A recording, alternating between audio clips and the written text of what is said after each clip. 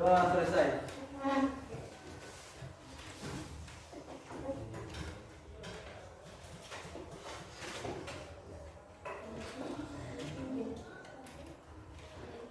Apakah hari ini ada yang tidak hadir?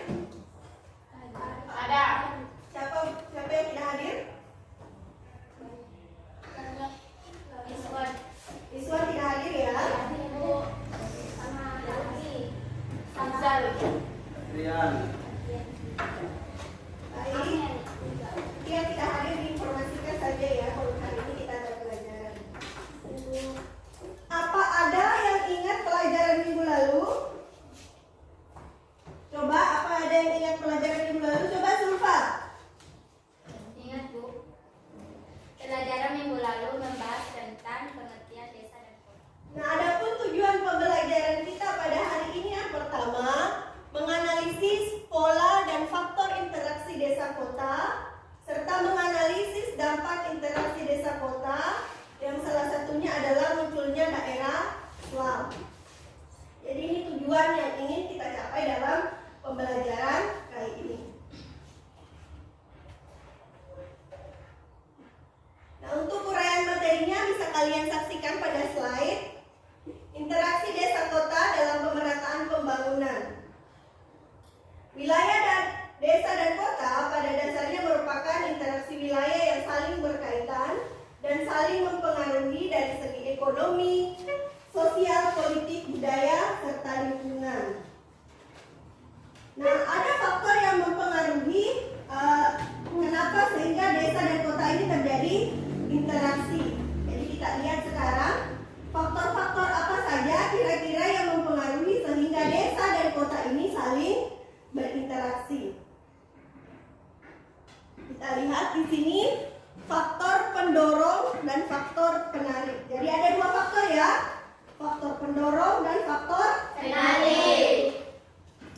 Nah, faktor pendorong kenapa desa dan kota ini saling berinteraksi.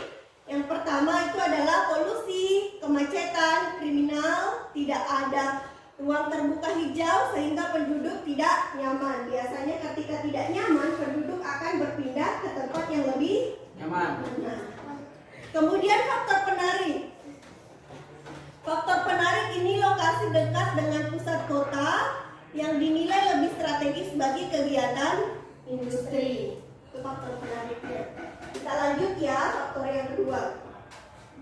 Nah, faktor pendorong yang kedua, lokasi sudah tidak sesuai dengan kegiatan industri sehingga pindah ke pinggiran kota yang lalu lintasnya lancar dan penduduk belum padat.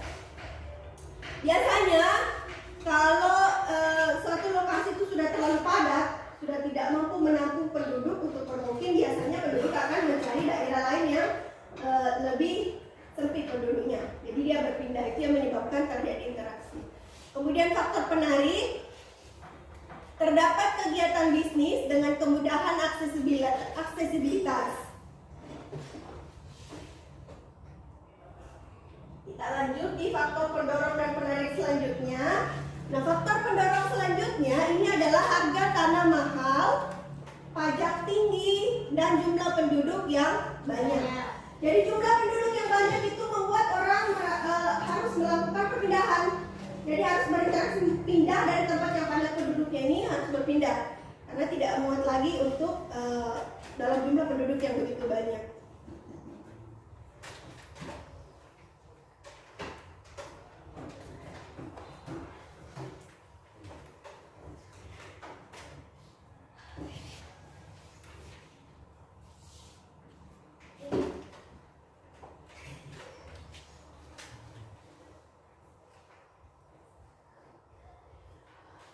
Nah, untuk faktor penarik selanjutnya, orang lebih bangga tinggal dengan pusat kegiatan perdagangan atau pembelanjaan. Jadi itu faktor penarik kenapa desa dan kota ini saling berinteraksi.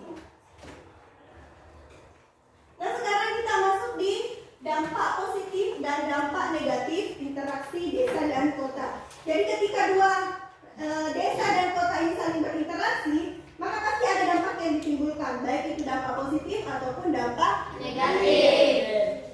Jadi kita lihat sama-sama ya. Dampak dan dampak negatif interaksi desa kota. Nah, kita lihat pertama dampak positifnya.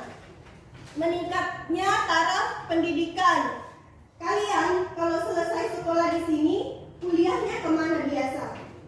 Ke Sumbar. atau kemana lagi? Yang jelas ke kota, ya. Jadi kalian ini melakukan, kalian ini termasuk bagian dari interaksi desa kota. Jadi ketika kalian selesai kuliah, pergi ke Makassar untuk kuliah, itu berarti kalian melakukan interaksi atau melakukan perpindahan dari desa ke kota. Itu untuk meningkatkan taraf pendidikan. Kemudian informasi dan komunikasi dapat mudah diterima masyarakat. Kemudian pembangunan infrastruktur desa, meningkatnya produktivitas penduduk, meningkatnya kesejahteraan penduduk, berkembangnya organisasi di desa yang bertujuan untuk mengembangkan dan meningkatkan kesejahteraan penduduk. Itu dampak positifnya. Jadi tidak selamanya itu dampak interaksi desa kota selalu negatif, tapi ada positifnya juga. Termasuk bagi kita ini, karena kita tinggal di desa, kita bisa merasakan dampak positif dari kota. Kemudian dampak negatif. Modernisasi pengadaan kota telah meruntuhkan orientasi petani sebagai mata pencaharian. Desa itu ciri khasnya adalah mata pencahariannya sebagai petani, ya kan? Nah, karena ada interaksi ini biasanya mengubah. Rata-rata anak-anak sekarang kalau sudah mau kerja itu pergi keluar untuk mencari pekerjaan, bukan lagi sebagai petani, tapi mau bekerja sebagai di pabrik, bekerja pada bangunan swasta. Jadi sudah melunturkan orientasi petani sebagai mata pencaharian. Kemudian siaran televisi dapat mempengaruhi sikap masyarakat desa untuk hidup konsumerisme dan kriminalitas. Jadi terlalu banyak menonton televisi yang menayangkan kondisi kota, ini menyebabkan kita nih penduduk desa mengalami perubahan, menjadi lebih konsumtif, kemudian menjadi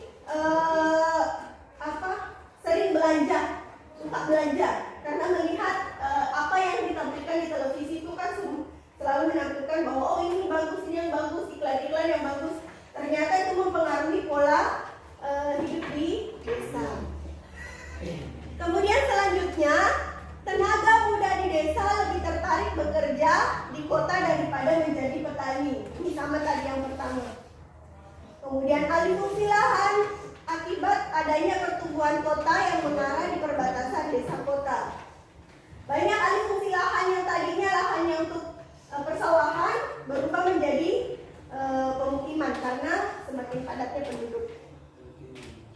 Pencemaran lingkungan, meningkatnya pengangguran, pembangunan tidak terkendali, berkurangnya bahan pangan. Jadi itu adalah dampak negatif yang ditimbulkan dari interaksi desa dan Kota.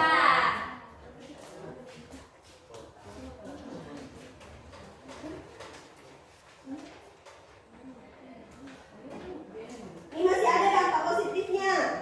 Tercukupinya kebutuhan pangan bagi penduduk kota yang berasal dari desa.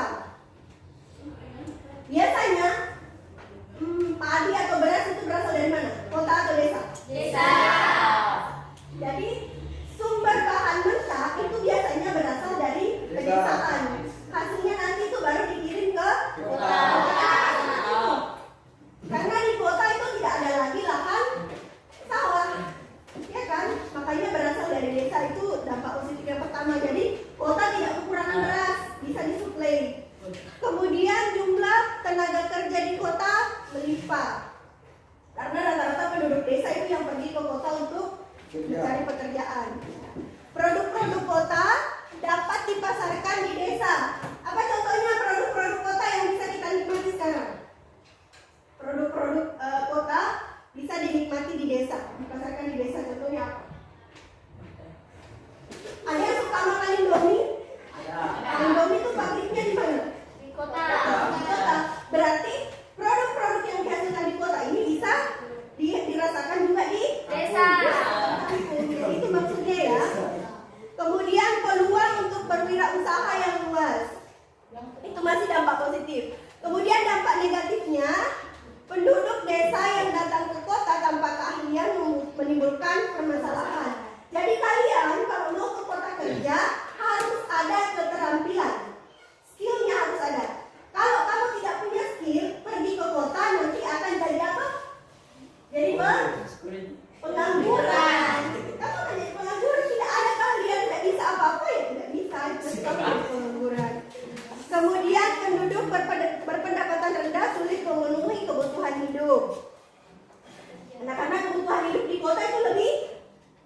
yang lebih mahal. Jadi kalau kita ke kota itu harus siap segalanya. Nilai lahan kota mahal, warga tidak mampu, terpaksa menggunakan lahan yang tidak layak huni. Jadi kalau tidak ada tanah di kota, kita tidak punya tempat tinggal, tidak punya keahlian, pendapatan tidak ada, itulah yang nanti menjadi apa di kota. Contohnya gelandangan, hidup di kolong jembatan, itu kan apa? Karena tidak ada keahlian, tidak ada pendapatan, kemudian tidak ada tempat tinggal. Jadi dia akan hidup di tempat yang tidak layak huni. Kemudian terjadinya degradasi lingkungan karena pembangunan yang tidak terkendali. Jadi itu tadi dampak-dampak, baik itu dampak positif atau dampak negatif dari interaksi desa kota. Nah sekarang,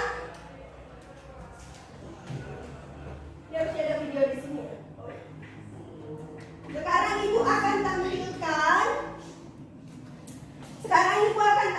Video. Dari video ini silakan menyimak baik-baik. Kemudian sebentar kalian memberikan pendapat kalian apa tentang video yang akan ditayangkan ini. Jadi simak baik-baik ya videonya. Harap tenang dan menyimak dengan baik.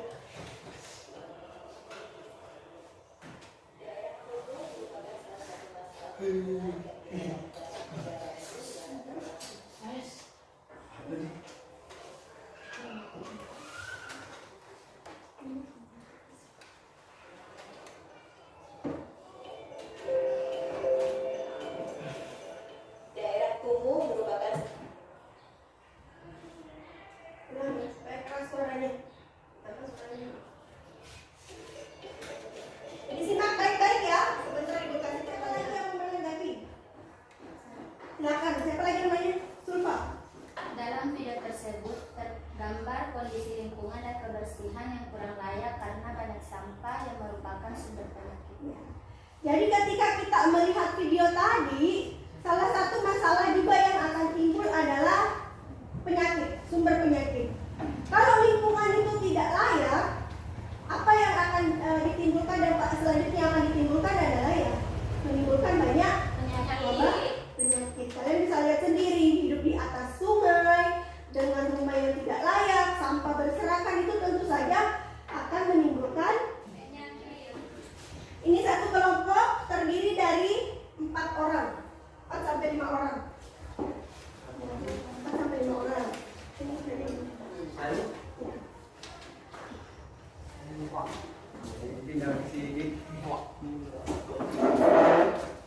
Jadi LKPD yang barusan ibu bagikan, silahkan isi kelompoknya, nama kelompoknya, kemudian nama anggotanya, kemudian dijawab atau dipecahkan masalah yang ada dalam LKPD tersebut.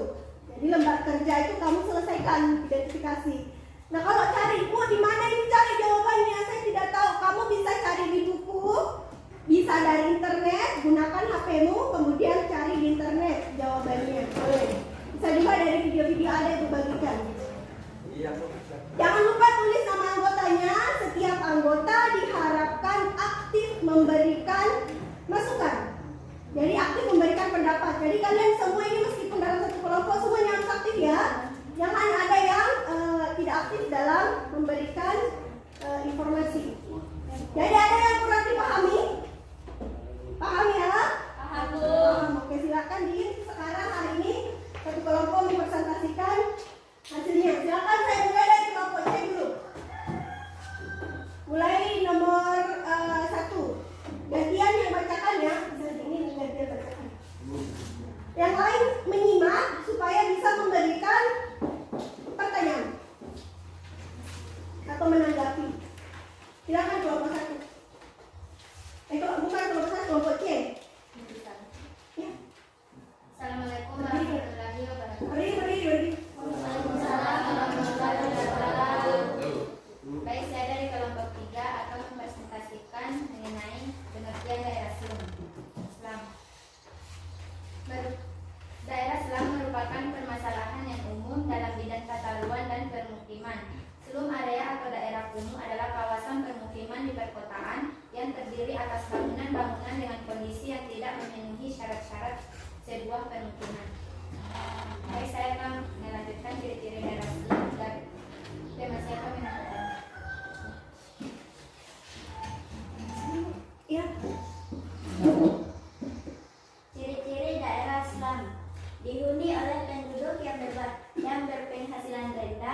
Kondisi perumahan tidak memenuhi syarat kesehatan, kondisi kesehatan dan sanitasi rendah, tidak terdapat fasilitas pelayanan yang memadai seperti air minum, fasilitas MCK, listrik, dan pembuangan sampah. Pertumbuhan pemukiman tidak merata. Oke, untuk jawaban yang nomor 3, siapa yang membacakan? Silakan Vera. Tiga, penyebab munculnya daerah slum. Penduduk berpenghasilan rendah, kondisi rumah tidak memenuhi syarat, tingkat kriminalitas tinggi, dan tidak terjangkau oleh pelayanan kota. Oke, apa lagi yang terakhir? Nomor 4, solusi mengatasi daerah slum. Pertama, membangun rumah susun. Kedua, program perbaikan kampung. Ketiga, melalui program penanggulangan kemiskinan di perkotaan atau PZKP.